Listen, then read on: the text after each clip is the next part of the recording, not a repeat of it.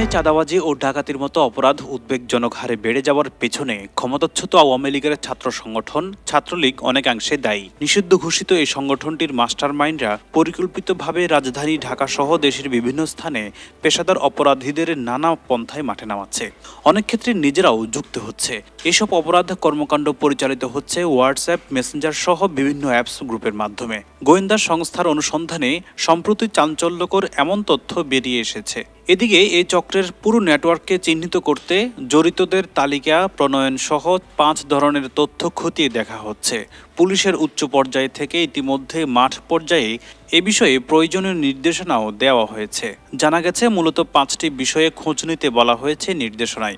এর মধ্যে রয়েছে নিষিদ্ধ সংগঠনটির নেতাকর্মীদের গতিবিধি পর্যবেক্ষণ, রাজনৈতিক সম্পৃক্ততা, সামাজিক কার্যক্রম এবং সম্ভাব্য ভবিষ্যৎ পরিকল্পনা সম্পর্কে হালনাগাদ খবরাখবর রাখা। পুলিশ সদর দপ্তর থেকে পাঠানো এই নির্দেশনায় ছাত্রলীগের নেতাকর্মীদের পূর্ণ নাম ও পরিচয়, জাতীয় পরিচয়পত্র নম্বর, পাসপোর্ট নম্বর, রাজনৈতিক পরিচয় ও সংগঠনের অবস্থান, অতীত ও বর্তমান কার্যক্রমের বিবরণ, জিডি বা মামলা থাকলে তার তথ্য জরুরি ভিত্তিতে দিতে বলা হয়েছে। পুলিশের ঊর্ধ্বতন কর্মকর্তারা বলছেন, হয়রানি বা মামলার জন্য নয়, নিষিদ্ধ এই সংগঠনটির নেতাকর্মীদের কার্যক্রম ও গতিবিধি নজরদারি রাখতেই তালিকা তৈরির উদ্যোগ নিয়েছে তারা। তাদের দাবি, যে কোনো নিষিদ্ধ সংগঠনের জন্য এসব তথ্য প্রয়োজন। শুধু ছাত্রলীগ নয়, নিষিদ্ধ সব সংগঠনের নেতাকর্মীদের বিষয়েও খোঁজ নেওয়া হচ্ছে আইন প্রয়োগকারী সংস্থার পক্ষ থেকে। ছাত্র জনতার নজিরবিহীন গণ অভ্যুত্থানে গত 5 আগস্ট দেশ ছেড়ে পালিয়ে যান সাবেক প্রধানমন্ত্রী ও আওয়ামী লীগ সভাপতি শেখ হাসিনা। এরপর থেকেই মূল দল আওয়ামী লীগের পাশাপাশি ছাত্রলীগের নেতাকর্মীরাও আত্মগোপনে চলে যান। রাজনৈতিক পট পরিবর্তনের পর ছাত্র সমাজের দাবির মুখে গত বছরের 23 অক্টোবর ছাত্রলীগকে নিষিদ্ধ ঘোষণা করে ডক্টর মোহাম্মদ ইউনূসের নেতৃত্বাধীন বর্তমান অন্তর্বর্তী সরকার। গোয়েন্দা তথ্য বলছে, আত্মগোপনে থাকা ছাত্রলীগের নেতাকর্মীরা সংগঠিত হয়ে দেশে অস্থিতিশীল পরিস্থিতির তৈরি চেষ্টা করছে। গণঅভ্যুত্থান পরবর্তী সময়ে কিছুদিনের মধ্যে পরিস্থিতি স্বাভাবিক হয়ে আসে। যেরকম সংঘাত, সহিংসতার আশঙ্কা করা হয়েছিল সেটি হয়নি, কিন্তু 1 মাস ধরে হঠাৎ করেই সামাজিক অস্থিরতা বেড়ে গেছে। রাজধানী ঢাকা সহ দেশের বিভিন্ন স্থানে ছিনতাই, ডাকাতির মতো ঘটনা বেড়ে চলেছে। তবে এসব অপরাধের বেশিরভাগ পরিকল্পিত এবং নিষিদ্ধ ঘোষিত ছাত্র সংগঠন ছাত্রলীগের নেতাকর্মীদের হাত রয়েছে। এ অবস্থায় আইন প্রয়োগকারী সংস্থাকে আরও সতর্ক ও সক্রিয় হওয়ার পরামর্শ দেওয়া হয়েছে। শুধু তাই নয়, নিষিদ্ধ এই সংগঠনটির নেতাকর্মীদের দ্রুত আইনের আওতায় আনা প্রয়োজন বলেও মত দিয়েছেন গোয়েন্দা সংস্থার সদস্যরা। একই অভিযোগ রয়েছে পুলিশের পক্ষ থেকেও। তাদের মতে, নিষিদ্ধ ঘোষিত ছাত্রলীগের নেতাকর্মীরা দেশের আইন শৃঙ্খলা পরিস্থিতির অবনতি ঘটানোর অপচেষ্টা চালাচ্ছে। তাদের হাতে অবৈধ অস্ত্র ছাড়াও কালো টাকাও রয়েছে। এই দুই শক্তিতে ভর করে নতুন করে সংগঠিত হওয়ার চেষ্টা করছে। এজন্য ছাত্রলীগের নেতাকর্মীদের গতিবিধি অনুসরণ করতে পুলিশ সদর দপ্তর থেকে জেলা পুলিশ সুপারদের নির্দেশনা দেওয়া হয়েছে। এরপর আবার জেলা পুলিশ সুপার কার্যালয় থেকে থানায় থানায় চিঠি দিয়ে দ্রুত তাদের তালিকা সংগ্রহ করে সদর দপ্তরে পাঠাতে বলা হয়েছে। পুলিশ সদর দপ্তর বলছে, ছাত্রলীগ নিষিদ্ধ ঘোষিত সংগঠন। আইন অনুযায়ী তাদের এসব কার্যক্রম শাস্তিযোগ্য অপরাধ।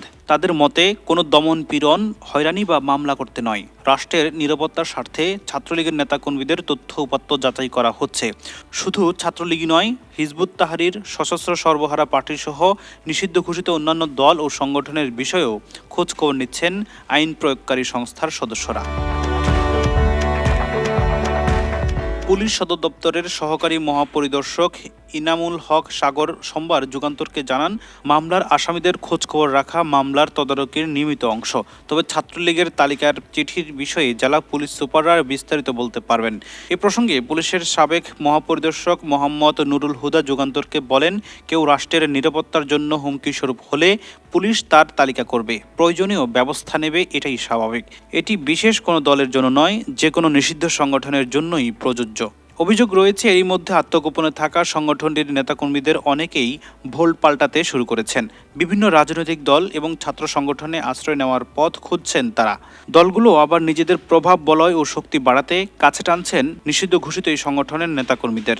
এর বাইরে আত্মগোপনে থাকা সংগঠনটির অধিকাংশ নেতাকর্মী নানা উপায়ে সংগঠিত হওয়ার চেষ্টা করছেন বলে তথ্য মিলছে। জানা গেছে, Facebook, Messenger, WhatsApp, imo, signal সহ বিভিন্ন অ্যাপস ব্যবহার করে এরা সংগঠিত হওয়া সহ পরিকল্পনা পরিকল্পনা বাস্তবায়নে নিয়মিত যোগাযোগ রাখছেন। এছাড়া সমাজে অস্থিতিশীলতা তৈরি করতে তারা কিশোর গ্যাংয়ের সদস্য, মাদকসেবী সহ চিহ্নিত অপরাধীদের কাজে লাগাচ্ছে। এদের ব্যবহার করে চুরি, ডাকাতি, ছিনতাই সহ নানা অপরাধ সংঘটিত করাচ্ছে।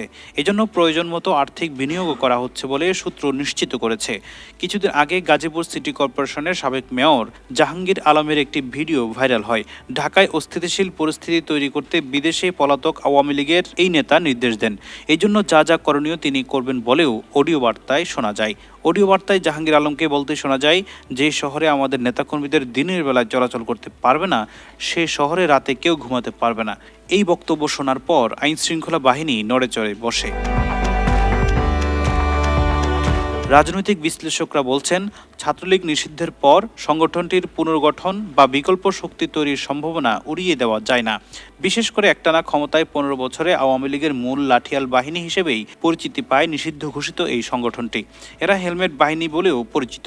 ক্যাম্পাসগুলোতে এমন কোনো অন্যায় অনাচার নেই যা তাদের হাত ধরে ঘটেনি। রুম দখল, টর্চার সেল তৈরি করে নিরীহ ছাত্রদের দমন, পীড়ন, হয়রানি, নির্যাতন, টেন্ডারবাজি, চাঁদাবাজি, জবরদখল সর্বত্র জুড়ে ছিল ছাত্রলীগের নাম।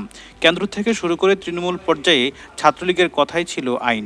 এই আইন অমান্যের শাস্তি ছিল ভয়াবহ ও নির্মম। ক্ষমতার পট পরিবর্তনের পর সেই চিরচেনা ছাত্রলীগের নেতাকর্মী ও সদস্যরা চলে যান আত্মগোপনে। রাজনৈতিক বিশ্লেষক ও সিনিয়র সাংবাদিক মাসুদ কামাল এ প্রসঙ্গে সোমবার যুগান্তরকে বলেন, একটি ছেলে বা একটি মেয়ে এক সময় ছাত্রলীগ করেছে, এটা অপরাধ নয়। কিন্তু ছাত্রলীগ করার নামে যারা নানা সময় অপরাধ করেছে, যারা চিহ্নিত অপরাধী, যাদের বিরুদ্ধে সুনির্দিষ্ট অভিযোগ রয়েছে, মামলা রয়েছে, তাদের অবশ্যই আইনের আওতায় আনতে হবে। তা না হলে এই অপরাধীরা নতুন করে সংগঠিত হয়ে বিভিন্ন অপরাধমূলক কর্মকাণ্ডে জড়াবে। এমনকি তারা বিভিন্ন রাজনৈতিক দলে আশ্রয় নেওয়ারও চেষ্টা করবে। কেউ যাতে তাদের আশ্রয় না দেয়, এটিও নিশ্চিত করতে হবে। পাশাপাশি নিরপরাধ কেউ যাতে হয়রানির শিকার না হন, তাও নিশ্চিত করতে হবে।